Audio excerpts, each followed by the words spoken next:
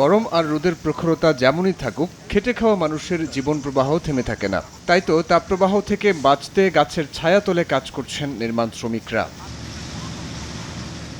শুধু ঢাকা নয়, দেশের বিভিন্ন জেলায় বাড়ছে গরমের তীব্রতা। শুক্রবার চুয়াডাঙ্গায় দেশের সর্বোচ্চ তাপমাত্রা ছাড়িয়ে যায় 41 ডিগ্রি সেলসিয়াস।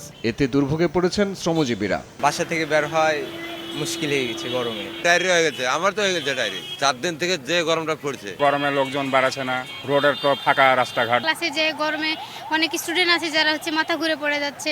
আগামী দুদিন চলমান তাপপ্রবাহ পরিস্থিতির উন্নতির সম্ভাবনা কম, তবে সোম বা মঙ্গলবার উষ্ণতা ছাপিয়ে বৃষ্টির পূর্বাভাস আবহাওয়াবিদের।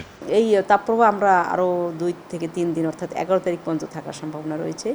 তো এই 11 তারিখ পর 12 তারিখ থেকে আমাদের বৃষ্টি, বজ্রসহ বৃষ্টি বা লাইটনিং হওয়ার সম্ভাবনা রয়েছে।